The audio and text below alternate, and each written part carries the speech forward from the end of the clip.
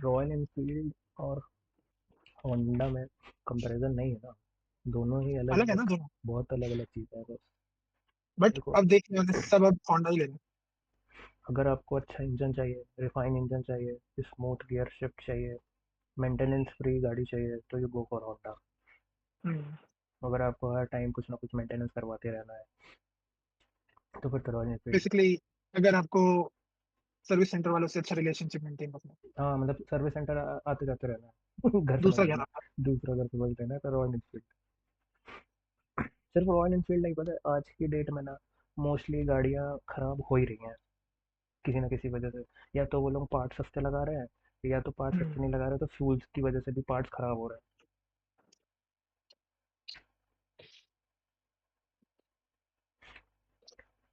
अभी तो मेरा दोस्त ये है, तो है भाई। वो कार लेने का प्लान कर रहा था, तो हम्म। उसने मेरे से पूछा, भाई कौन सी कार लूँ। मैंने बोला कि भाई अभी 1-2 साल तो रुक जाओ, 1-2 साल हम्म। तो कोई कार लेने लायक अभी है। क्योंकि हम्म। कार लेने में दिक्कत नहीं है, कार तो तुम ले लोगे, पर हम लोग के देश में जो फ्यूल कंपाउंड्स है वो ही अभी श्योर नहीं है कि हम लोग को कौन सा फ्यूल हम्म। रेगुलेट करते रहना है। वो है। 30 का प्लान तो है इनका। भाई अभी E20 ही बहुत सारी गाड़ियों में नहीं आया है। ठीक, जो हाँ। इंडियन ब्रांड्स हैं सिर्फ वो E20 लाए हैं, उन्होंने सिर्फ बोल दिया हम्म। है कि ये E20 कंपाइल्स हैं, बट वो उनमें भी दिक्कतें आ रही हैं उतनी। हम्म। और यहाँ पे गवर्नमेंट प्लान कर रही है क्या, कि हम E30 भी ले आएंगे, E85 तो ले ही आए हैं, लॉन्च तो कर ही दिया उन्होंने ऑलरेडी। हाँ।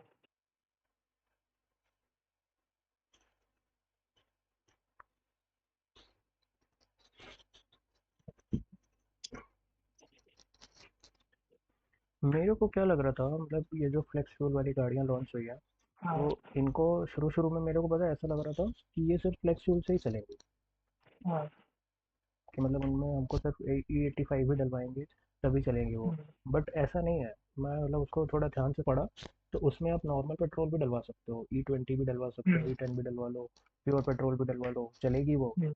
बस E85 का उनका कहने का मतलब ये है कि ये जो गाड़ी है ये E85 को कैपेबल है। सपोर्ट करेगी, हम्म। E85 के ऊपर ब्लेंडिंग है, सपोर्ट नहीं कर पाएगी। जैसे भी मैं डेटा ही देख रहा था इसका, जैसे तुम बोल रहे थे कि गाड़ी कंपैटिबल में, तो एकदम सही बात है, क्योंकि अभी जैसे हमारे देश में जितनी गाड़ियां चल रही हैं उनका कुल मिला के 3 से 4% जो ऑन रोड है गाड़ियां, वही E20 कंपैटिबल है। हम्म। 3-4% बहुत छोटा नंबर होता है, भले ही गाड़ियों की संख्या ज्यादा लग रही है, जिसमें से रफली 9 लाख कार्स हैं और 50.2 लाख टू व्हीलर्स हैं, बाइक्स स्कूटर्स, जो E20 झेल सकती है।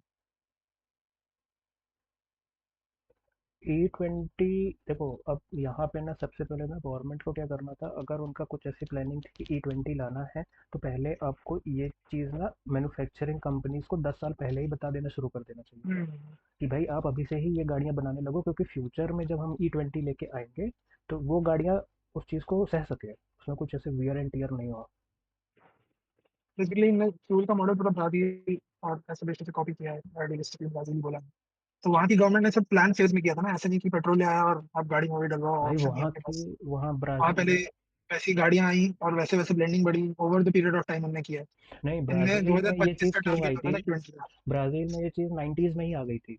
क्यों आई थी, क्योंकि हम्म। वहाँ पे फ्यूल की शॉर्टेज हो गई थी, हम्म। तो उन्होंने कुछ सब्स्टिट्यूट ढूंढा, तो उनको इथेनॉल दिखा, तो उन्होंने इथेनॉल से हम्म। चलने वाली गाड़ियाँ बनाई।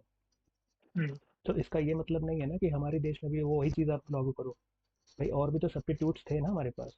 हमारे पास ईवी भी है, हमारे पास सीएनजी भी है, तो आप ईवी का हम्म। इंटरफेस अगर सुधार लेते, सीएनजी का प्रोडक्शन बढ़ा लेते। हम्म। बट कुल मिला के ये बात है कि मैनेजमेंट का थोड़ा इशू है, इन्हें एक तो चीज बहुत ज्यादा जल्दी बहुत ज्यादा एडवांस कर दी और बाकी चीजें कैचअप नहीं कर पाए।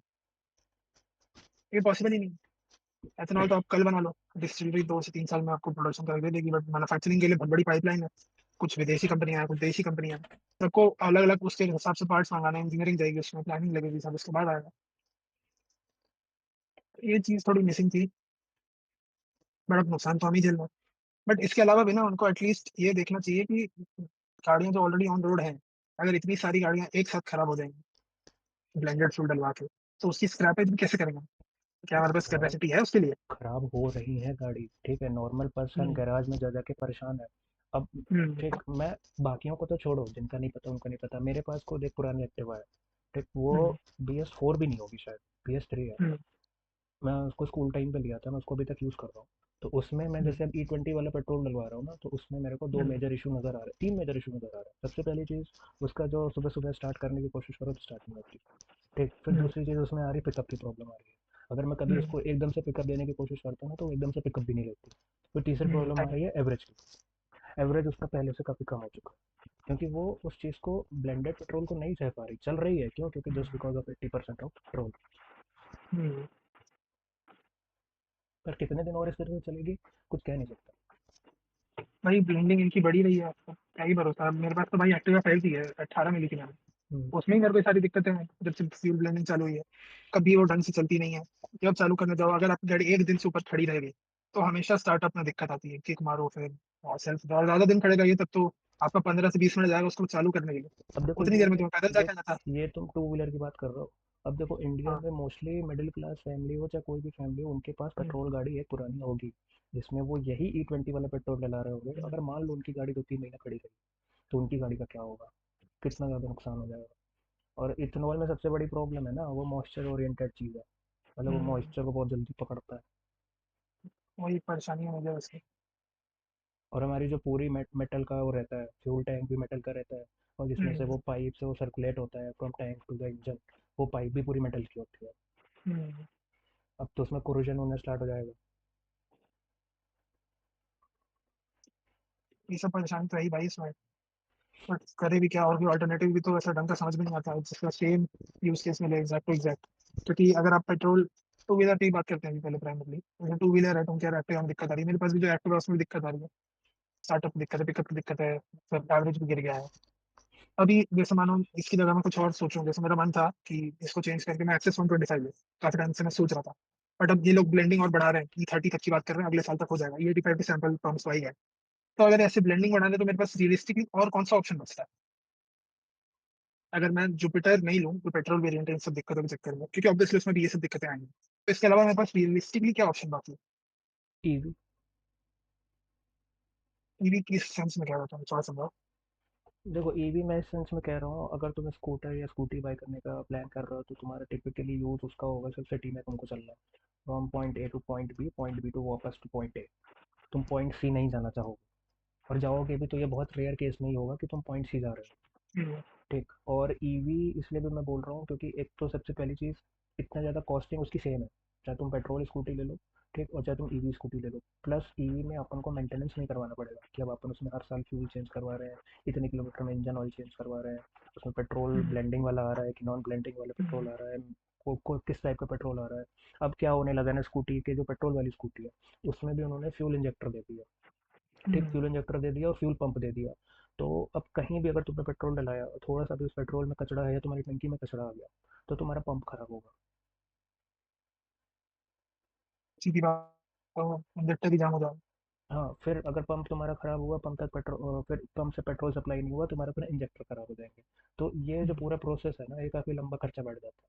ठीक, अब तुम 1-1.5 लाख रुपए की स्कूटी ले रहे हो, फिर तुम उसमें 10-15 हज़ार रुपए इन सब चीज़ों पर खर्चा करोगे जस्ट बिकॉज ऑफ तुमको फ्यूल सही नहीं मिला, तो इट नॉट मेक सेंस ना। तो वहाँ महंगा भी मिला फ्यूल। हाँ, फ्यूल महंगा भी होता जा रहा है, डे बाई डे महंगा ही हो रहा है। बोल रहे हैं हम ब्लेंडिंग कर रहे हैं, इथेनॉल की ब्लेंडिंग कर रहे हैं, उसके बाद भी महंगा हो रहा है, पता नहीं पैसा कहाँ जा रहा है। Someone has very deep pocket. बात तो सही। तो इस वजह से मैं प्रेफर कर रहा हूँ कि EV is the best option nowadays if you are switching to the new two wheeler for the city purpose. But यार देखो ईवी, मतलब आई थिंक मैंने कंसिडर करी थी, कुछ ऑप्शंस भी दिखे थे, बट मेरे को तीन चार शॉर्ट कमिंग्स उसकी लगती हैं। जैसे कि किस मामलों में पहले बेहतर है मैं ये बता देता हूँ। पिकअप ईवी का बढ़िया लगता है मुझे। वो चलाओ तो रिस्पॉन्सिव लगती है, खासकर जो अच्छे अच्छे पैसे की ईवी आ रही होगी वो। हम्म। प्लस बूट स्पेस काफी अच्छा मिल जाता है उसमें। साइलेंट काफी है, आवाज नहीं होती इतनी। और उसमें यही सेम मेंटेनेंस का तो ओवरहेड नहीं है, और प्लस पेट्रोल पंप जाने का हेडेक नहीं। बट इसमें मुझे परेशानी क्या लगती है कि ईवी अगर आप ले रहे हो तो आपका घर जो है उससे एक फिक्स रेडियस बन जाएगा आपके कि आप इतना दूरी जाओगे, टू व्हीलर में स्पेसिफिक है। जो कि फाइन है, क्योंकि मोस्टली लोग एक्टिवा भी अगर लेते हैं, जुपिटर भी लेते हैं, कितना दूरी जाएंगे, सब्जी भाजी लेने जाएंगे ज्यादा से ज्यादा, या घर के आसपास ही जाएंगे। बट इसको बनाने के लिए, अपने यहाँ पे लाने के लिए, मुझे इसका इंफ्रास्ट्रक्चर ये इन प्लेस करके मेरे घर पे जिसका चार्जर लगाओ। अब जैसे मैं सोसाइटी में रहता हूँ, गेटेड कम्युनिटी, किराए से रहता हूँ, हम्म। तो मुझे इसकी पार्किंग में चार्जर लगाने के लिए पहले ओनर को बोलना पड़ेगा। ओनर फिर लगवाए नहीं लगवाए, उसके बाद मैं ये ले सकता हूँ।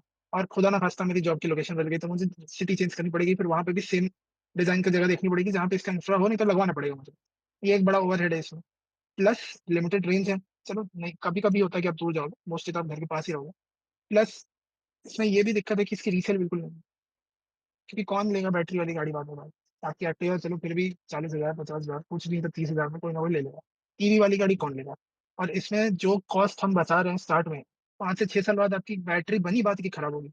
कोई डिवाइस मेरे को नहीं लगता ऐसा बैटरी वाला जो खराब नहीं होता, जिसकी बैटरी खराब नहीं होती। मेरा लैपटॉप है, 18 में लिया था मैंने, इसकी बैटरी आज बहुत खराब है, मैं अभी निकाल दूंगा तो बंद हो जाएगा। फोन की बैटरी हम आए साल देखते हैं कि जैसे हम यूज कर रहे हैं कमजोर हो जाती है, क्योंकि बैटरी बनी बात है होगी थोड़े टाइम बाद खराब। तो इसकी बैटरी सबसे मेजर कंपोनेंट है जो बहुत महंगा है, जिसका रिप्लेसमेंट बहुत महंगा है। तो अगर मुझे ये लॉन्ग टर्म में चलानी है गाड़ी, ईवी भी, तो ओवरहेड तो उसमें भी है बट हिडन है, इमीडिएट नहीं, लेटर। तो ये सब मुझे काफी शॉर्ट कमिंग लगती है इसकी। तो मैं कैसे ईवी पे स्विच कर लूँ कंफर्टेबली, नोइंग कि मेरे को जगह भी बदलनी है और ये सब शॉर्ट कमिंग्स हुई। उनके लिए बेहतर विकल्प हो सकता है जो छोटे शहरों टीयर 2 टीयर 3 सिटी में रहते हैं, जिनको उनके शहर में ही रहना। बट मेरे केस में ईवी कैसे सही बैठेगी? देखो, तुम्हारे केस में जो तुमने पॉइंट्स बताया वो वैलिड है, ठीक। और जो तुम ईवी की बैटरी की बात कर रहे हो कि आज से 5 साल बाद 6 साल बाद उसकी बैटरी जो डिग्रेड होगी, तो उसको कैसे सही होगा, तो देखो बैटरी रिप्लेसमेंट तो करानी पड़ेगी। आज नहीं तो कल फ्यूचर में बैटरी रिप्लेसमेंट करानी पड़ेगी, बट मे भी हो सकता है कि अगर फ्यूचर में कुछ ऐसी टेक्नोलॉजी आ जाए हमारे इंडिया में भी कि जो हमारा सेल वीक हुआ है सिर्फ हम वो सेल को चेंज कर दे, तो मे भी कहीं ना कहीं हमारी कुछ और कॉस्ट बच सकती है। बट अभी जो करंट सिनारियो चल रहा है तो उसमें तो ऐसा नहीं है, पूरी की पूरी बैटरी ही रिप्लेस होती है, एक पर्टिकुलर सेल नहीं होता। तो फ्यूचर में क्या होगा क्या नहीं होगा उसका तो नहीं पता। बट अगर करंट सिनारियो को देखा जाए ना तो EV is much better option, क्योंकि देखो तेल के प्राइस भी रिलायबल नहीं है।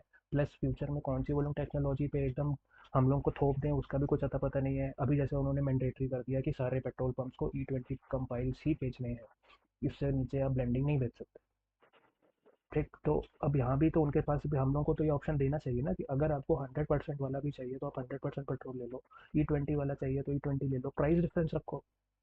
भाई अगर हमारी गाड़ी अगर जो चीज़ के लिए कंपाइल है वो चीज़ लेंगे ना। अब जैसे तुमने स्टार्टिंग में बाइक बाइक बात करी थी बाइक के लिए, तो तुम बाइक के लिए फिर से प्लान कर रहे हो। मैंने भी प्लान किया था, मैंने ट्रायम्फ की बाइक सोची थी, 400X। फिर उसमें प्रॉब्लम क्या आ गई ना, वो सिर्फ E10 कंपाइल है, उसमें E20 अभी नहीं आया था। तो फिर मैंने सोचा यार हमारे यहाँ तो इंडिया में E20 कंपाइल कर दिया उन्होंने, मैंडेटरी कर दिया है। तो अब मैं E10 ले लूँगा, फिर उसमें E20 का पेट्रोल डलाऊंगा तो उसमें वेरिएंट एंड टीयर तो बहुत ज़्यादा होगा। और फिर वो ट्राइम पे उसकी सर्विस भी काफ़ी एक्सपेंसिव हो जाएगी, ठीक। फिर मैं वहाँ से स्विच किया कि नहीं यार अगर हमको टू व्हीलर में जाना है तो अभी petrol is the not the safe option, क्योंकि हम लोग टू व्हीलर लेते हैं, कोई भी कार लें चाहे टू व्हीलर लें, तो हम लोग उसको लॉन्ग टर्म तक अपने पास रखते हैं, हम्म, काफ़ी लॉन्ग टर्म रखते हैं। अगर हम कहीं और भी स्विच हो रहा है तो हम वहाँ भी उसको लेके जाएंगे, ऐसा नहीं है कि हम यहाँ से उसको बेच के फिर वहाँ दूसरी खरीदेंगे। हम जहाँ जाएंगे हम उसको लेके जाएंगे, ठीक। अब फिर अगर तुम इसमें ईवी में जाते हो तो ईवी में जैसे तुमने बताया कि तुम रेंटर अपार्टमेंट में रहते हो तो तुमको वहाँ पे चार्जिंग का इंटरफेस लगाने में प्रॉब्लम होती है। तो वो मैं बोलता हूँ वो सिर्फ 1 या 2 दिन की प्रॉब्लम है। एक दिन तुमने ओनर से बात किया, अगले दिन तुम्हारा सेटअप लग गया।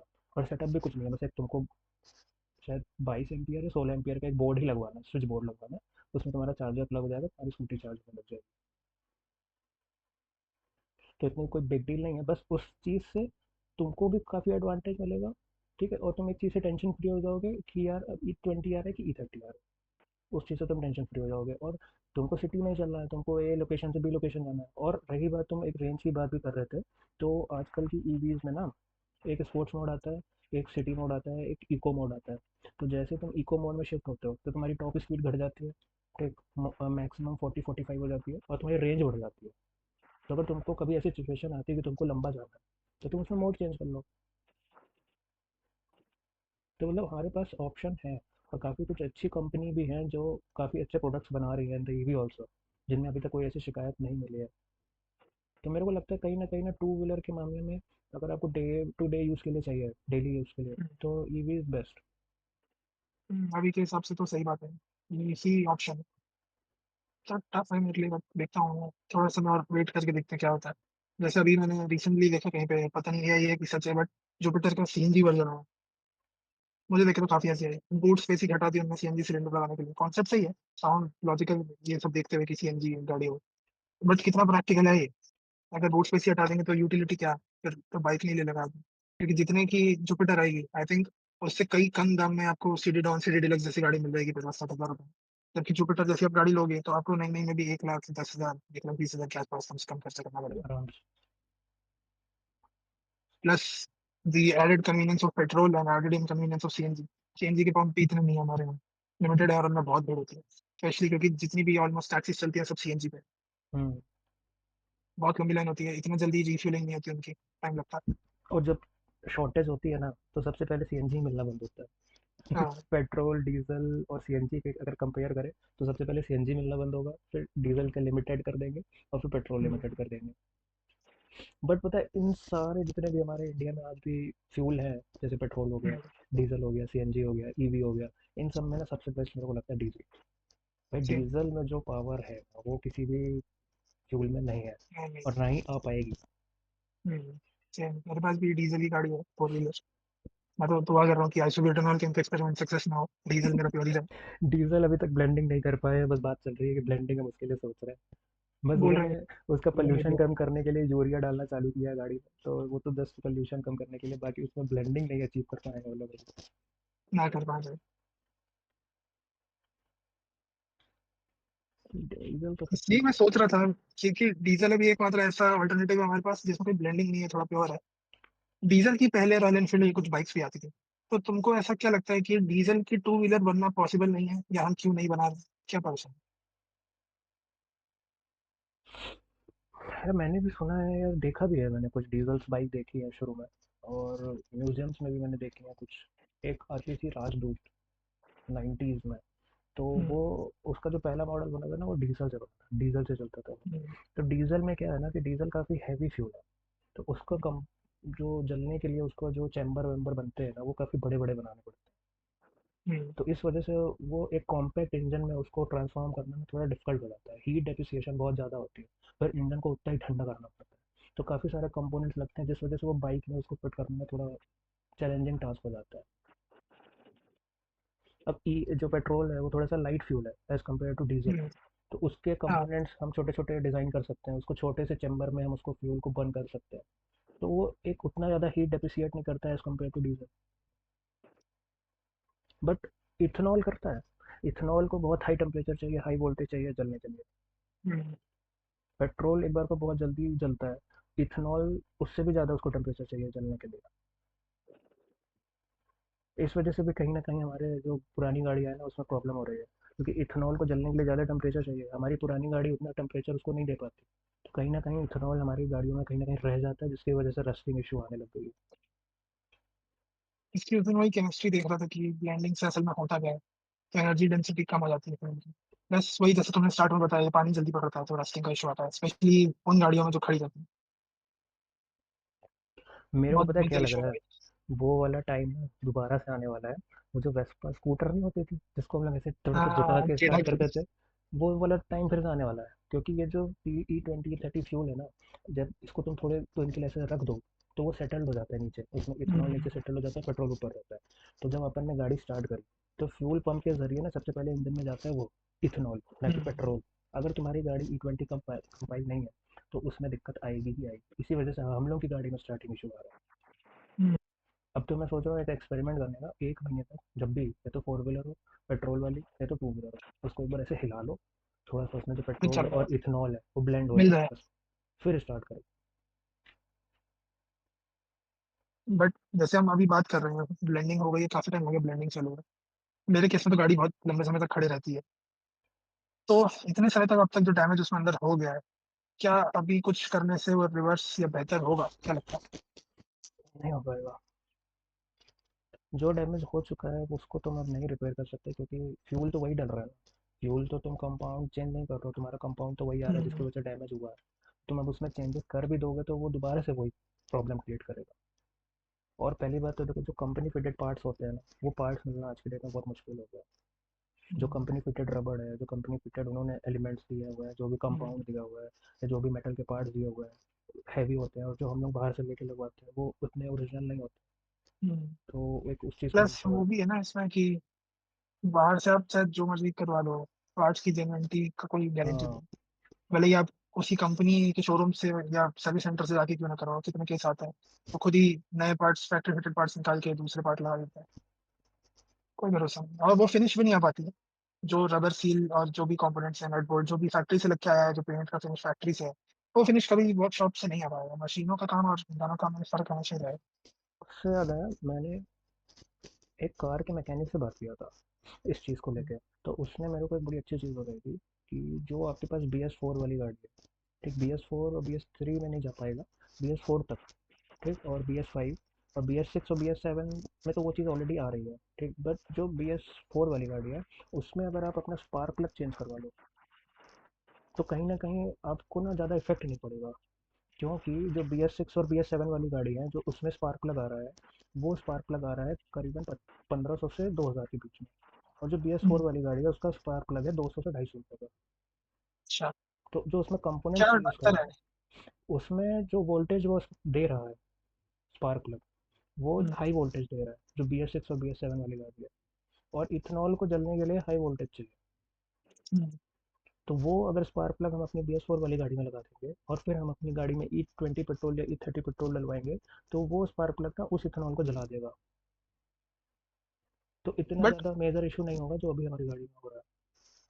बट स्पार्क प्लग का यूटिलिटी सिर्फ गाड़ी स्टार्ट करते टाइम है। नहीं नहीं, स्पार्क प्लग भी तो इंजन को, वो पेट्रोल और डीजल को चलाते हैं। हम लोगों की मतलब गाड़ी जितने अगर कोण फोर व्हीलर है, गाड़ी चलती है फुल टाइम स्पार्क प्लग रहता है। हाँ, एक्टिव होता है फिर बंद होता है, फिर एक्टिव होता है फिर बंद होता है। जो पिस्टन जिस टाइम पे ऑन होता है ना उस टाइम पे उस पिस्टन में स्पार्क होता है, ठीक, उस, जैसे ऐसे स्पार्क लग रखे रहते हैं, ठीक है। और हम्म, यहाँ पे हमारे पिस्टन होता है, जैसे ये पिस्टन नीचे गया यहाँ पे हम्म, स्पार्क हुआ, यहाँ से फ्यूल आया, ठीक, फ्यूल आया इधर इस लोकेशन से, फ्यूल आया यहाँ से स्पार्क हुआ, फिर वो फ्यूल हम्म। जला, तो फिर हमारा पिस्टन नीचे गया, जैसे फ्यूल जला तो पिस्टन नीचे गया। तो स्पार्क प्लग जलता है बंद होता है, जलता है बंद होता है। तो जैसे मैं अभी ये ऑनलाइन ही देख रहा हूँ, मेरी 5G जो है वो E20 कंपेटेबल नहीं है। बट 5G BS4 है क्या? बी एस फोर होगी 5G। BS4 कंप्लाइंट इंजन है 5G। तो अगर मैं 6G का स्पार्क प्लग डलवा दूँ तो हम्म तुम कह रहे हो कि मेरे प्रॉब्लम काफी हद तक सही हो जाएगी? हम्म। ये चीज़ टू व्हीलर में भी है, ये चीज़ फोर व्हीलर में भी है, बट सेम मॉडल होनी चाहिए, सेम मॉडल की गाड़ी होनी चाहिए तभी वो चीज़ उसमें लगेगी। मतलब जैसे एक्टिवा एक्टिवा। हाँ, एक्टिवा एक्टिवा हो गई, कार में अगर जैसे बलिनो बलिनो हो गई, ठीक है, आपके पास बी एस फोर की बलिनो है, आपने बी एस सिक्स या बी एस सेवन की बलिनो का स्पार्क प्लग निकाल के उसमें लगा दिया। ग्लैंजा भी चलेगी इस मामले में? हाँ, दोनों सेम ही कंपनी है, दोनों ही सेम कंपनी।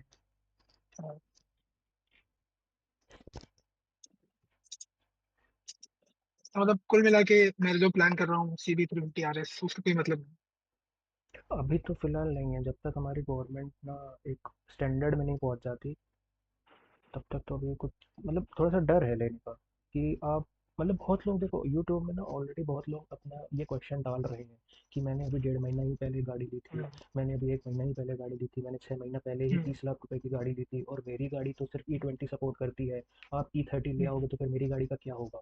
तो ये सारे हम्म, क्वेश्चन बहुत लोग ऑलरेडी जनरेट कर रहे हैं। तो अभी इस चीज़ हम्म, को लेके गवर्नमेंट भी को भी पता नहीं है कि क्या रिप्लाई करे, ठीक, और जो हमारी ऑयल रिफाइनरी है, जो ऑयल कंपनीज हैं, उनको भी नहीं पता, भाई वो तो वही करेंगे जो गवर्नमेंट बोलेगी। हम्म।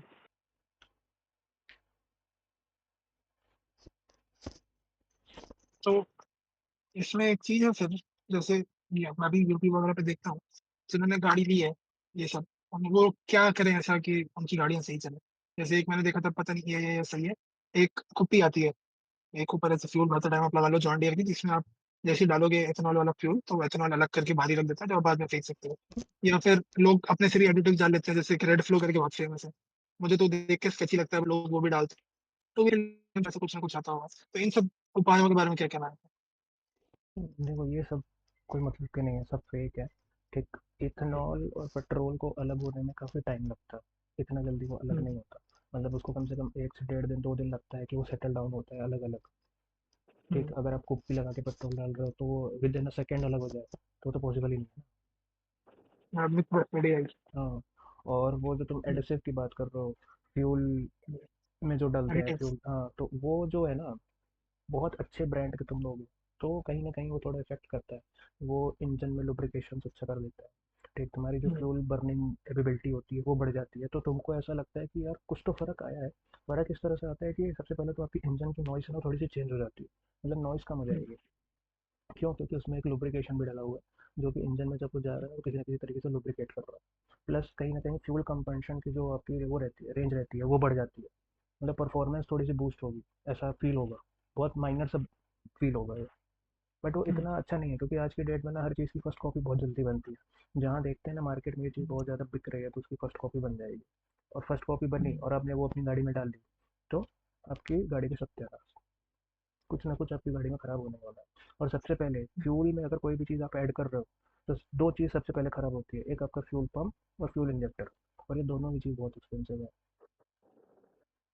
तो जैसे एडिटिव की हमने बात करी कि हम मार्केट से लेके डला देते हैं, उसके बजाय अगर हम एडिटिव वाला फ्यूल लें, जो प्रीमियम फ्यूल बेचते हैं पंप में जिसमें एडिटिव होता है, वो ज्यादा सही नहीं होगा फिर इस मायने में। और हाँ। प्लस वो डलाने से कोई फायदा है इन सच?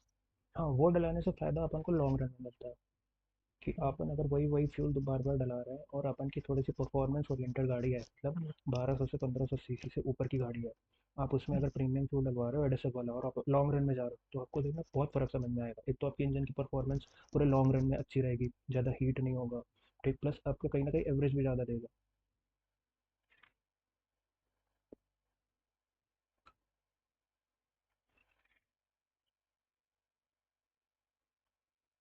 जो लोग जर्मन गाड़ी लेते हैं, जो लोग थोड़ी सी महंगी गाड़ी लेते हैं, तो वो लोग ना मोस्टली यही वाला फ्यूल डलवाते हैं, प्रीमियम वाला। वो बहुत, जब उनको इमरजेंसी हो गई, जब उनको प्रीमियम फ्यूल नहीं मिलता, तब वो लोग नॉर्मल फ्यूल डलवाते हैं। नहीं तो मोस्टली वो लोग, उनको सर्विस सेंटर में भी यही चीज़ बोला जाता है, गाड़ी लेते टाइम भी यही चीज़ बोला जाता है कि आप प्रीमियम फ्यूल ही डलवाइएगा इस XP 95, 98, 100। 100 तो बहुत रेयर है, कहीं 100 मिलता तो है। कहीं नहीं मिलता। तो मोस्टली बट 95 ऑक्टेन, ये सारे फ्यूल्स के बारे में वो लोग बोलते हैं कि आप यही डलवाइए, बट क्योंकि आपकी प्रीमियम जो। फ्यूल में भी तो आप स्टैंडर्ड ब्लेंडिंग E20 ही है, तो उससे इतना फर्क पड़ता होगा, क्योंकि हाँ, एथेनॉल का जो डैमेज है वो तो अब भी सेम ही है ना। एडिटिव से हाँ, चलो थोड़ा बहुत राहत आपके इंजन और परफॉर्मेंस में होगी रनिंग में, बट खड़ी गाड़ी में तो डैमेज बराबर ही होगा। खड़ी गाड़ी में तो प्रॉब्लम है, मैं तो बोल रहा हूँ फ्यूचर वही वाला है, पुराना स्कूटर वाला। मतलब ये चाहते हैं या तो आप गाड़ी मत लो और लो तो खड़ी मत रखो। भाई अगर तो मैं बोलता हूँ गाड़ी बदल भी लोगे आप, ठीक है, आपने नई गाड़ी ले ली, तो मैं, क्या गारंटी है कि नई गाड़ी में वो प्रॉब्लम नहीं आएगी। हम्म, प्रॉब्लम तो आ सकती है ना, वो चीज़ जो पुरानी गाड़ी में जो पार्ट्स हैं वही चीज़ तो नई गाड़ी में भी है, बस थोड़े से आपने कहीं ना कहीं इंप्रूवमेंट किया है। बट वो थोड़े से हम्म, इंप्रूवमेंट कितने दिन चले। सही बात है। भाई यार मेरे को लगता है जो जर्मन गाड़ी ले रहा है ना उसकी थिंकिंग थोड़ी अलग रहती है, उसको आई डोंट थिंक कि थोड़ा सा महंगे पेट्रोल से कुछ फर्क पड़ता होगा, क्योंकि अगर उसका कंपोनेंट खराब हुआ तो खर्च बहुत आए। तो वो कहीं ना कहीं रहता है कि मुझे प्रीमियम में डलवाना है। बट हमारे देश में जो मेजोरिटी ऑडियंस है, पहली बात तो गाड़ी अफोर्ड नहीं कर पाती, जो कर रही है वो बजट गाड़ियां प्रेफर करेंगी, बेहतर माइलेज, लो मेंटेनेंस, कि कहीं भी ज्यादा खर्चा आए तो ऐसा ना हो कि उनके सिस्टम मिल जाए। इसलिए अब मारुति सबसे बड़ी सेलर है हमारे यहाँ पे। तो इस केस में जब बजट थिंकिंग है यूजर की जो गाड़ी ले रहा है, उसके लिए तो ये तो एकदम खराब ही डील है। अगर देखो बजट गाड़ी भी हम लेने जाते हैं, ठीक, तो बजट गाड़ी में हर चीज़ तो बजट में ही रहेगी ना, उसके कंपोनेंट्स भी बजट में रहेंगे, उसके पार्ट्स भी बजट सही में बात है। रहेंगे, तो वो वियर एंड टियर भी उतनी जल्दी होगा। और जो कि हो रहा है वियर एंड टियर, जो नई गाड़ी है, ज्यादा जल्दी हो रहा है। वो जो नई गाड़ी अब आ रही है, ठीक है, 2023 और 24 वाली गाड़ी, वो हम्म, ज़्यादा जल्दी ख़राब हो रही है एज़ कम्पेयर टू जो हमारी 2018 19 20 की गाड़ी मेरी तो अब तो बढ़िया चल रही है, 13 की गाड़ी है। है। हाँ, डीजल है ना। डीजल ऊपर से। डीजल है तो अच्छी चलेगी भाई, डीजल में ब्लेंडिंग ब्लेंडिंग वो अचीव कर ही नहीं पा रहे हैं। तो डीजल अच्छी चलेगी, फ्यूल पेट्रोल में उन्होंने ब्लेंडिंग अचीव कर ली है, जैसे तुम्हारे पास पेट्रोल में एक्टिवा है तो उसमें प्रॉब्लम आ रही है। इसमें बहुत दिक्कत है। मैं तो खुश था, अब तो डीजल भी पेट्रोल के दाम पे मिलने लगा है। मुझे लग रहा है थोड़े टाइम में एक्टिवा और मेरी कार की टंकी सेम पैसों में फुल होने लगेगी, जबकि एक जीरो का अंतर है दोनों के साइड। यही बात है, बहुत महंगा हो रहा है भाई। मेरे एरिया में तो बहुत महंगा है, 116 से ऊपर हो चुका यहाँ पे अभी शायद 111 समथिंग, 112 समथिंग। है। बहुत महंगा हो रहा है, बट ठीक है, महंगा हो भी रहा है ना, तो उनको एक ऑप्शन देना चाहिए था भाई, कि आपको अगर नॉर्मल पेट्रोल चाहिए, जो प्रीमियम वाला पेट्रोल था, उसमें उनको ब्लेंडिंग नहीं करनी चाहिए थी। जिनके पास भाई पुरानी गाड़ी है, अगर उनको उसमें ये नॉर्मल पेट्रोल डलाना है, तो भाई आप ज़्यादा पैसा दो और नॉर्मल पेट्रोल ले लो, कोई इशू नहीं था भाई, हम ले लेते। बट आप E20 एकदम थोप दिए, नहीं डलाना है तो मतलब डलाना बम्बू कर दिए, इसके अलावा ऑप्शन ही नहीं है। ऑप्शन देना चाहिए था, ऑप्शन नहीं। ऑप्शन देना चाहिए, जैसे देखो कंपनी वाले भी ऑप्शन देते हैं, जो मैन्युफैक्चरिंग कंपनी होती है, जो लोग सीएनजी गाड़ी बनाते हैं, ठीक, वो भी ऑप्शन देते हैं भाई आपकी मर्जी है, आपको सीएनजी लगाना है सीएनजी लगाओ, पेट्रोल लगाना है पेट्रोल लगाओ, आपकी दोनों में मर्जी उसको चाहिए। किससे चलाना है जिससे चलाओ। वैसे ही इनको भी ऑप्शन देना चाहिए भाई, आपकी मर्जी है, आपको प्रीमियम पेट्रोल चाहिए कि थोड़ा सस्ता इथेनॉल वाला पेट्रोल चाहिए, आपकी मर्जी है। वैसा इनको भी करना चाहिए था। और चलो ये भी नहीं, E85 उनको लाने की ज़रूरत ही क्या थी भाई, ईवी हम्म, सेक्टर हमारे इंडिया में पहले ही आ चुका था। ईवी हम्म, सेक्टर का इंटरफेस वो लोग उसको अच्छा कर देते, इंफ्रास्ट्रक्चर और उसको अच्छा कर देते भाई, हम्म, फास्ट चार्जिंग ले आते। चाइना कहाँ से कहाँ चीज़ अचीव कर रहा है, ठीक 5 मिनट हाँ, में 6 मिनट में पूरी गाड़ी को फुल चार्ज कर रहा है। और हमारे यहाँ इंफ्रास्ट्रक्चर ही नहीं है, चार्जर का लीड ही कोई उखाड़ ले जाता है, डिस्प्ले कोई उखाड़ ले जाता है, चार्जर ही नहीं काम करते हैं। ये सब तो है दिक्कत है हमारा। भाई जो टेक्नोलॉजी ऑलरेडी हमारे इंडिया में है भाई, उसको आप इम्प्रूव करते हो ना, आप नई टेक्नोलॉजी क्यों ऐड करो। या तो ऐसा होता है कि हमारे यहाँ जो गाड़ियाँ ऑलरेडी सर्कुलेशन में है वो इसके काबिल हैं और फिर हम ये फ्यूल लेके आए। हाँ, फिर पहले तुमने यही कहा होना कि चाहिए ई था। Eighty five up to E85 है, मतलब पेट्रोल भी डालो तब भी चलेगी, 85 डालो तब भी चलेगी। अभी हमारे यहाँ जो है वो E20 ही नहीं है, और हम ऑलरेडी E30 के लिए पुश कर रहे हैं और 85 ला भाई रहे जो बंदा ये सारी हरकतें कर रहा है, ठीक जो चीज़ें हैं। वो यहाँ से जो चीज़ें वो सीख रहा है, वो बोलता है कि मैं ब्राज़ील में सीखा था ये चीज़ वहाँ हो रहा है। तो भाई ब्राज़ील में पहले गाड़ियाँ आई थी फिर फ्यूल आया था। हाँ, तो पहले लोगों ने गाड़ियों को अडॉप्ट किया था फिर उन्होंने फ्यूल लगवाना चालू किया। तो भाई आप स्टेप बाय स्टेप चलो ना, पहले गाड़ियाँ लाओ फिर फ्यूल लाओ। तो आप पहले फ्यूल ले आते हो फिर उसकी गाड़ियाँ लाते हो, ये कौन सी उल्टा ही चल रहा है इनका। तो वही बात है ना, गन्ना पहले दे दिया खाना बाद में सिखाना। ये नहीं कि गन्ना से खाना चालू किया फिर धीरे धीरे बढ़ाया। उल्टा ही सिस्टम है इनका, मेरे को तो समझ में नहीं आता। बट हमने हाइड्रोजन पे क्यों नहीं काम किया? बीच में बहुत ज्यादा हुआ लगा कि हाइड्रोजन पे हम काम कर रहे हैं, हाइड्रोजन की गाड़ी से चलते हैं, कुछ नहीं था। मेरे बट को पता हाइड्रोजन। लगता है हाइड्रोजन से वही प्रॉब्लम आ रही होगी, वेयर एंड टियर ज़्यादा हो रहा होगा। हाइड्रोजन भी कहीं ना कहीं वाटर कंपाउंड है, और फिर वाटर कंपाउंड अगर हमारे इंजन में रेगुलर जा रहा है तो वो कहीं ना कहीं डैमेज करेगा ना, क्योंकि बहुत ज़्यादा मतलब मोस्ट ऑफ द पार्ट जो होते हैं वो सब आयरन मेटल के होते हैं, और ये सब रेस्टिंग बहुत जल्दी पकड़ते हैं। तो मेरे को कहीं ना कहीं ऐसा लगता है कि हाइड्रोजन इस वजह से ड्रॉप किया। बट और भी अल्टरनेटिव थे, सीएनजी था हमारे पास, सीएनजी में भी अच्छा ही था, ऑलरेडी काफ़ी टाइम से मार्केट में है। ईवी और काफ़ी टाइम इनकी से लोगों को चल रहा डीजल से क्या दुश्मनी है भाई? ये डीजल इतना डीमोटिवेट क्यों कर रहे हैं, ना मैन्युफैक्चर को बनाने के है। लिए ना महंगा जनता को लेने के लिए, उसके महंगा टाइम भी डाल पड़ता है देता हूँ। ना। तो लोग लेंगे तो सस्ता पड़ेगा ना, महंगा तो इसलिए क्योंकि वो डिसेंसिटिवाइज्ड है ना, देखो कि ये डीजल डी जो है मोस्टली इंसेंटिवाइज्ड। मोस्टली हमारे कमर्शियल व्हीकल्स में यूज होता है। सारे कमर्शियल में होता है, मोस्टली हाँ, नहीं, सारे कमर्शियल में होता तो जितने भी कमर्शियल व्हीकल होते हैं, चाहे बड़ी से बड़ी क्रेन हो चाहे छोटी से छोटी गाड़ी हो ट्रक हो, तो है। वो डीजल से ही चलता है। तो कमर्शियल सेक्टर में तो डीजल बहुत सक्सेसफुल है, ठीक। वहाँ पे वो लोग डीजल इसलिए भी मना करते हैं क्योंकि इससे पोल्यूशन बहुत ज़्यादा होता है, पोल्यूशन वो लोग कंट्रोल नहीं कर पा रहे। उन्होंने यूरिया ऐड भाई किया, यूरिया से भी उनको उतना एडवांटेज नहीं मिला। बट पॉल्यूशन के लिए तो पीयूसी होती है ना, जो गाड़ियां आपकी पॉल्यूशन नॉर्म्स में नहीं आ रही है आप उनको बोलो कि ये नहीं चल सकती, पीयूसी और किस काम के लिए? नहीं तो अब पोल्यूशन नॉर्म्स अगर वो लोग चेंज करेंगे तो फिर तो डीजल तो फिर वैलिड ही नहीं रह पाएगा। चेंज नहीं, मतलब जैसे गाड़ियों का पॉल्यूशन तो बनता ही है ना, तो इसी मकसद से बनता है कि हम सर्टिफाई करते हैं कि इसका पॉल्यूशन अंडर लिमिट है कि चल सकती है। हम्म। अगर पीयूसी नहीं होगा तो नहीं चलेगी गाड़ी। तो ये मैट्रिक होना चाहिए ना, ये क्या मतलब कि आप इतने साल के बाद चला ही नहीं सकते? वैसे जैसे हाँ जापान जैसा देश है ये नहीं जहाँ होना लोग चाहिए। 30-30 साल गाड़ियां चला रहे हैं, वो तो हमसे बहुत आधुनिक है, वो गधे तो नहीं। मैं क्या बोल रहा हूँ भाई, जो बंदा ये सारी चीजें सीख रहा है ना, वो थोड़ा उल्टा हाँ, सीख रहा है चीजों को। उसको यहाँ से सीखना चाहिए चीजों को, तो वो उल्टा यहाँ से सीखना चालू कर रहा है। अच्छा, वहाँ पे ये फ्यूल डल रहा है तो पहले चलो हम लोग ये फ्यूल बनाते हैं, बट ये फ्यूल डालने के लिए तो गाड़ी नहीं है, अरे पहले गाड़ी बनाओ। तो वो जो बंदा है ना थोड़ा उल्टा सीख रहा है। और उसके डीजल से दुश्मनी इसीलिए है, भाई डीजल चाहता है मतलब कि वो बंद ही हो जाए, पोल्यूशन पर प्लेटिंग के पोल्यूशन लिए का। प्लेट पहले ले लेता है, फिर सब्जियां बाद में लेके आते हैं कि अब बनाएंगे। वो थोड़ा उल्टा काम कर रहा है। बट इथेनॉल, ये अब क्या बोले, जैसे E85 जो आया है वो मात्र 20 रुपए का है, और वो तो उसमें पेट्रोल का स्कैम है। रेशियो बहुत कम है। तो इतना हाई क्यों है इसका प्राइस? और प्लस कौन डलवाएगा ये फ्यूल, जबकि पता है कि गाड़ी की हालत बहुत ज्यादा खराब होगी, जो बहुत ज्यादा खर्चा देगी। भाई देखो जो उसकी प्राइस सेट हुई है, ठीक, सबसे पहले तो वो स्कैम है, फुल्ली स्कैम है हम्म, भाई। तुम 20 रुपए कम में इथेनॉल क्यों डलवाओगे, मैं 20 रुपए ज़्यादा देके हम्म, पेट्रोल ही डलवा लूंगा। और फिर हाँ, जो इथेनॉल अगर कोई डलवाता है E85 जिसमें सिर्फ 15% हाँ, पेट्रोल है, तो उसमें भी प्रॉब्लम पता क्या क्या है, आपकी गाड़ी एवरेज कम देगी, आपकी गाड़ी में पावर हाँ। कम होगा, और आपकी गाड़ी में पिकअप भी कम होगा एज कम्पेयर टू पेट्रोल। नहीं तो उल्टी कहानी हो गई ना, अभी तक तो हम 20% एथेनॉल की कमाल में इतना रो रहे थे, अब उल्टा हो गया है, 20% पेट्रोल, 20 भी नहीं, 15% पेट्रोल। बट 15%। वो भी 15 नहीं, कुछ और एडिटिव्स भी होंगे उसमें। 13-14% ही पेट्रोल है। हाँ, हो सकता है। तो एवरेज तो खत्म हो जाएगा, जहाँ मारुति जैसी कंपनियां जो 20, 25, 30, 34, 35 की हाँ, एवरेज क्लेम सीधा कर रही हैं, आधा आ जाएगा, आधा। वो तो सीधा 10% हो जाएगा, हुँ, आधे से भी कम पहुंचेगी गाड़ी, क्योंकि पता आधा भी है। तेल नहीं है उसमें।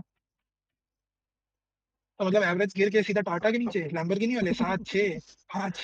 छोटी गाड़ी तो फिर भी चलो कहीं न कहीं एवरेज थोड़ा बहुत दे भी देगी, कि हाँ, थोड़ा बहुत अच्छा लगेगा। टाटा वाटा तो माइनस में देगी। टाटा-वाटा तो बोलेगी पेट्रोल पंप वो सामने दिख रहा है चलो डलवाओ। जैसे सीएनजी का हाल नहीं माइनस में होता है, एवरेज होगा। जैसे सीएनजी का हाँ, हाल होता है, 6-7 लीटर का सिलेंडर होता है, भाई 100-150 किलोमीटर फट चलते खत्म। हैं, फिर भाई सीएनजी डलवा लेते हैं। तो बस वही हाल होना है इसमें भी। टाटा का एवरेज माइनस में आ रहा है, उसे 2 लीटर में 1 किलोमीटर चलूंगी। तो ये तो भाई प्रॉब्लम है। वो कोई कहीं से भी भाई कोई अल्टरनेटिव नहीं है E85। तो इसी वजह से इसमें भाई, जैसे एक और। हाँ, बोलो बोलो। इसी वजह से मेरे को कहीं ना कहीं ऐसा लग रहा है कि अभी तो फिलहाल गाड़ी लेने लायक नहीं है, चाहे टू व्हीलर हो चाहे फोर व्हीलर। बट एक और चीज है ना, जैसे एक प्रोग्राम का मैंने सुना था, उसमें क्या करते हैं ये लोग, आई थिंक गवर्नमेंट की स्कीम है, आपकी जो एग्जिस्टिंग व्हीकल है आप उसको ईवी में कन्वर्ट करवा सकते हैं। हम्म। तो क्या हमारे पास ऐसी कंपोनेंट्स या ऐसा इंफ्रास्ट्रक्चर नहीं है जो एग्जिस्टिंग व्हीकल्स को E20 कंप्लेंट बना दे? कुछ एडिशनल पार्ट्स आप गाड़ी में लगवाओ जो कंपनी ऑफर करे डिस्काउंट रेट पे, कि सब लोग जाएं वो लगवाएं और गाड़ियां वो E20 E85 फ्यूल को बेटर कंज्यूम कर पाए। भाई क्या क्या बदलवाओगे तुम?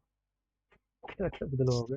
भाई पेट्रोल है, सबसे पहले पेट्रोल हमारा जाता है टंकी में। ठीक, तुमको सबसे हाँ, पहले टंकी ही चेंज करवानी पड़ेगी। E20 हाँ। लाए को 20 हो जाएगी, मतलब उसमें मॉइस्चर का इतना ज़्यादा इफेक्ट ना हो।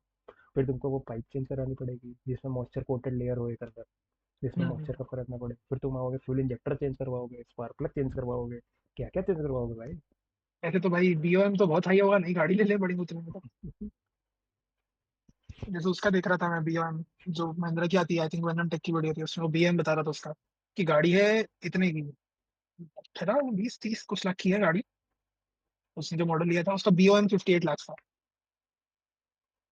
BOM क्या होता बिल ऑफ मटेरियल, मतलब बेसिकली हर इंडिविजुअल कंपोनेंट का क्या कॉस्ट है? अच्छा, वो ईवी थी क्या? है। यूजुअली BOM हर चीज में हाई होता है, जैसे आज तुम फोन भी देखो या कोई भी चीज देखो, BOM हमेशा हाई होता है, क्योंकि उसमें तुम इंडिविजुअल कंपोनेंट का हिसाब लगाते हो। जब हम्म। तुम्हारा फोन में गाड़ी असेंबल होती है, तो बल्क में कंपोनेंट जाता है फैक्ट्री, और मशीनें उसको जोड़ती हैं, तो उसमें जो एडिशनल लेबर चार्जेस और जो भी चार्जेस होते हैं, कमीशन होते हैं, वो ना के बराबर होती है। तो वो थोड़ी सस्ती पड़ती है। लेकिन जब तुम इंडिविजुअल कंपोनेंट देखोगे, तो हर कंपोनेंट के पीछे वो सिंगल कंपोनेंट एक्वायर करने का चार्ज, फिर वो लगाने का चार्ज, फिर उसमें जो और कमाई वो करेंगे, वो सब जुड़ता है। तो BOM बहुत हाई होता मार्केटिंग कॉस्ट सब कुछ जुड़ गया उसमें, शोरूम का। है। हाँ। तो अगर तुम आईफोन लोगे तो तुमको पड़ेगा 1.5 लाख का। लेकिन अगर तुम आईफोन का हर एक पार्ट बदलवाओगे एप्पल से, तो भाई तुमको पड़ेगा 3-4 लाख का। हमको सेम बस गोस फॉर गाड़ी। यहाँ भी वही सीन हो रहा है। हो तो जाएगा, ऐसा कुछ नहीं है, नथिंग इज इम्पॉसिबल। हो जाएगा भाई, तुम्हारी BS4 BS3 गाड़ी है, उसको तुमको BS6 BS7 कंपाइल करानी है। E20 क्या, तुम E85 भी डलवा लो, पार्ट चेंज करवा लो, सब हो जाएगा। बट वही है, उसमें तो नई गाड़ी आ कॉस्टिंग जाएगी और इतनी आ पैसे भी बच जाएगी भाई। जाएंगे। और फिर ये भी नहीं पता ना कि वो रिलायबल है भी कि नहीं है। भाई आपका जो हाँ। ECU है, जो आपका मदरबोर्ड है गाड़ी का, वो तो ट्यून्ड है, वो किसी और चीज़ के लिए है। हम्म। अब E85 गाड़ी में एक सेंसर है। ठीक, अब हाँ, उन्होंने एक सेंसर लगा दिया टंकी में, जो आपका पेट्रोल हाँ। टैंक है ना उसमें सेंसर लगा दिया है। वो सेंसर चेक करेगा कि आपकी गाड़ी में कौन सा पेट्रोल डला है, E20 हम्म। डला है, E30 डला है कि E85 डला है। उसके हम्म। हिसाब से वो इंफॉर्मेशन पास करेगा ECU को। फिर ECU हम्म। उस हिसाब से ट्यून्ड होगा। जो पेट्रोल आपकी गाड़ी में होगा उस हिसाब से ECU ट्यून होगा, उस हिसाब से वो फ्यूल बर्न करेगा इंजन। तो मतलब यहाँ भी एक प्रॉब्लम है भाई। अगर को वो सेंसर नहीं पड़ गया तो तुम्हारी गाड़ी नहीं चलेगी। उसको पता ही नहीं चलेगा कौन सा फ्यूल डला है, क्या चलाना है मेरे को, कौन सा प्रोग्राम चलाना है। मतलब बेसिकली ये कहना है कि या तो आप गाड़ी खराब करके डलवाओगे, या तो समय से रहते ईवी बनवा लो। ईवी है, बट ईवी को प्राइमरी व्हीकल अभी नहीं दे सकते ना, जब तक इंफ्रास्ट्रक्चर नहीं आता तब तक ईवी कांट बी और primary vehicle, it always be और सेकेंडरी व्हीकल। Specially 4 wheeler. हाँ, फोर व्हीलर। अगर आपके घर में एक ऑलरेडी कोई गाड़ी है पेट्रोल या डीजल, तो फिर आप एक ईवी ऐड ऑन कर सकते हो डेली कम्यूट के बट लिए, ऑफिस जाने के लिए। वही बात है ना, अगर ईवी लेके मैं डेली कर रहा हूँ और मेरी पेट्रोल वाली गाड़ी खड़ी है, तो उसमें तो नुकसान और बढ़ जाएगा। हाँ, ये भी है। नुकसान होगा, या तो फिर चलाने के पहले उसको हिलाओ। कब तक हिलाएंगे भाई? बस जब जब चलाओगे उसको हिला के चलाना पड़ेगा, क्योंकि जब उसका पेट्रोल टंकी में पेट्रोल हिलेगा तो होगा क्या, अगर देखो हिलाने के लिए मैं क्यों बोल रहा हूँ, अगर आपने नहीं हिलाया, इथनॉल हम्म। नीचे सेट है, ऊपर पेट्रोल है। ठीक, आपने जैसे ही सेल्फ मारा, तो जो पंप गया, तो सबसे पहला कंपोनेंट जाएगा, इथेनॉल। वो जाएगा इथनॉल। हम्म। और वो इथेनॉल आपके फ्यूल इंजेक्टर्स में जाएगा, और स्पार्क प्लग को उसको ज़्यादा स्पार्क लगेगा बंद करने के लिए, तो कहीं ना कहीं वो लॉन्ग टर्म में आपके इंजन को नुकसान पहुंचाएगा, और वही हो अरे रहा मैं है। काम करता हूँ, फ्यूल टैंक के उधर ना इतने इतने वाले मोटर आते हैं जो 9 वोल्ट बैटरी चलते हैं। मैं छड़ी फंसा के चारों तरफ लगा देता हूँ, 4 5 तो चालू कर दूंगा कि खड़े में भी हिलता रहे पूरा। आह, टंकी हिलती रहे, मिलता रहे अंदर। नहीं तो चालू करने के पहले उसको बटन दबा देना, तो ऐसे सर्कुलेट हो जाएगा, जैसे कूलर में नहीं होता पानी सर्कुलेट होता है नीचे से ऊपर गया फिर ऐसे बूंद बूंद करके नीचे लगता है। ये तो है।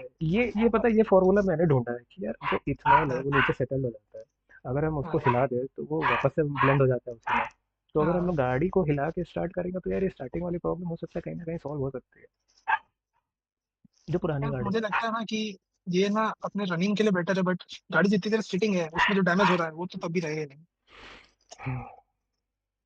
नहीं अगर क्योंकि वही गाड़ी, बात है ना, या तो कोटिंग हो अंदर टंकी में और पाइपों में, जैसे हाँ बात कर रहे थे। अगर वो नहीं है तब तो नुकसान ही है।